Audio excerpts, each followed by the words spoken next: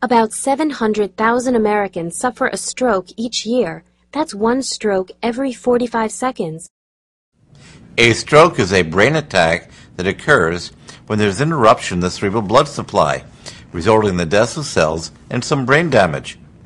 When cells die during a stroke, skills controlled by that area of the brain are lost. The ability to move, feel, speak, or remember can be affected. How a stroke affects a person depends on what part of the brain is afflicted and how much damage results. Ischemic strokes account for about 83% of cases.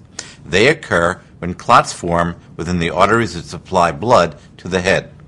The blockage of blood results in insufficient oxygen getting to that part of the brain.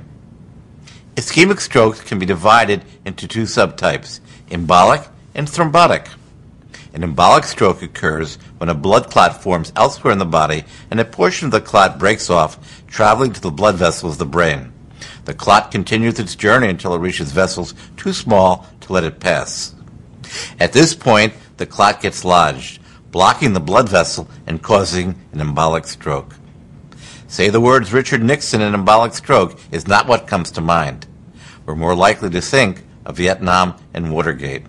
But Nixon did have a deadly embolic stroke, which occurred when a clot in his heart traveled to his brain. The other type of ischemic stroke, a thrombotic stroke, can also be deadly. In this stroke, blood flow is halted due to a local blood clot, known as a thrombus, which develops in an artery supplying blood to the brain. Ischemic strokes are the most common type, but hemorrhagic strokes, which make up to 17% of cases, are often more dangerous. A hemorrhagic stroke occurs when a blood vessel ruptures and bleeds into the brain, compressing the brain tissue. Hemorrhagic strokes can be intracerebral, which is more common, or subarachnoid. In intracerebral hemorrhage, bleeding occurs in the vessels in the brain itself. High blood pressure is the main cause of this type of hemorrhage. If asked to recall Franklin Delano Roosevelt, you're not likely to think of intracerebral hemorrhages. But like Nixon, Roosevelt was a stroke sufferer.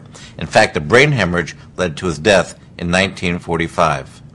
The other kind of bleed is a subarachnoid hemorrhage, which occurs when a ballooning of a weakened blood vessel or arterial aneurysm bursts. Blood then spills into the protective spinal fluid around the brain, causing it to be surrounded by this contaminated fluid. If the blood goes into the brain, or if the blood vessels spasm, it can cause a stroke.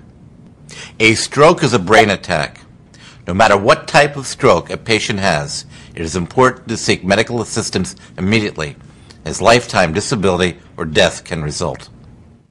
Want to learn more? Check out other videos and sources on this site for more information.